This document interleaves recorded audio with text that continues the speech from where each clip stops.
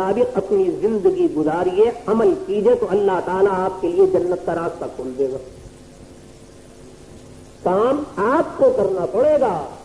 مولوی نہیں بخشوایا کرتا۔ یہ دل میں خوش ہو جانا، سبحان اللہ، آج ہمارے محلے میں واز ہے، دلی والے مولوی صاحب مفسر القرآن تشریف لائے تھے، سب کھڑے جنت میں جائیں گے، دھوکہ ہے، فریب ہے۔ یہ تو میرے بزرگوں قرآن حکیم اور احادیث مقدسہ سننے کے بعد مجھے اور آپ کو کچھ حرکت کرنی پڑے گی، کچھ ہاتھ پاؤں ہلانے پڑیں گے، کچھ محنت کرنی پڑے گی، کچھ مجاہدے ریاضتیں کرنی پڑیں گی۔ اگر رسول کریم علیہ الصلاۃ والتسلیم کا کلمہ پڑھ کر اور آپ کا وعظ اور تقریر سننے کے بعد کوئی آدمی جانے والا ہوتا جنت میں، یہ حضرت سیدنا بلال حبشی رضی اللہ تعالیٰ عنہ سب سے پہلے جنت میں پہنچتے۔ یہ مکہ معظمہ میں عاشق رسول کی پٹائی کیوں ہوتی بھائی؟ امیہ ابن خلف نے حضرت سیدنا بلال حبشی رضی اللہ تعالیٰ عنہ کے بدن مبارک کو ادھیڑ دیا، نہیں سنی بات؟ کپڑے اتار کے ننگا کر کے عرب کے جلتے ہوئے ریت پر اللہ رب العالمین کے مقدس پیغمبر کے اس عاشق کو ان کفار مکہ نے اس جلتے ہوئے ریت سے نہیں لٹایا، پتھر کی گرم گرم سل لا کر اس عاشق رسول کے سینے مبارک کے اوپر نہیں رکھی۔ حضرت سیدنا بلال حبشی رضی اللہ تعالیٰ عنہ کی زبان مبارک پیاس کی شدت کی بنا پر منہ سے باہر نکل پڑتی تھی۔ یہ امیہ ابن خلف مکہ معظمہ کے غندوں اور بدماشوں کو بلاتا تھا،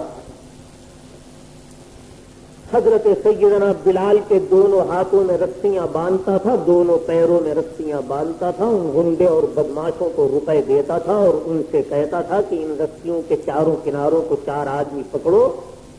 اور یہ جو مکہ معظمہ کی سنگلاخ اور پتھریلی زمین ہے اس کے اوپر صبح سے شام تک اس کو گھسیٹتے پھرو، کہیں تخنا ٹوٹ گیا، کہیں پیشانی پھٹ گئی، کہیں کونی زخمی ہو گئی، کہیں بدن لہو لہان ہو گیا۔ یہ ہوا نا، کچھ حضرت سیدنا بلال حبشی رضی اللہ تعالیٰ عنہ کو کچھ نہ کچھ کرنا پڑا نا، صرف واز سن لینا یا ایمان لے آنا یہ تو کافی نہیں ہوا،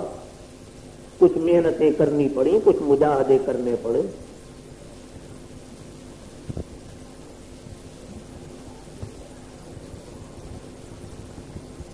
معراج کی رات سے واپس تشریف لانے کے بعد صبح کی نماز جو پڑھائی ہے حضور سید المرسلین صلی اللہ علیہ وسلم نے،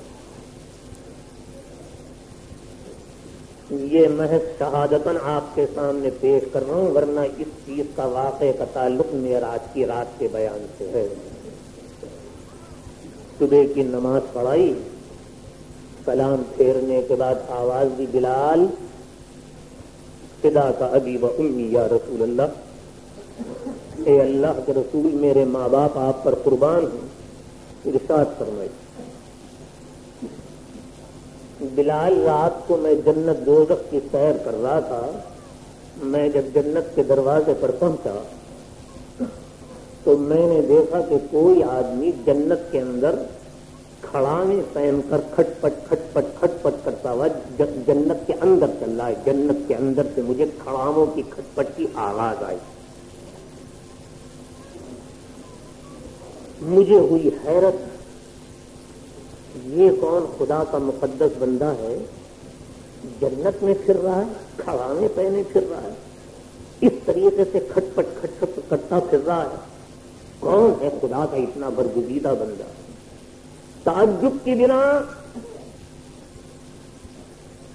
حضرت سیدنا موسیٰ علی نبینا وعلیہ الصلاۃ والتسلیم کا واقعہ سید المرسلین صلی اللہ علیہ وسلم کے سینہ انور پہ نازل ہو چکا تھا۔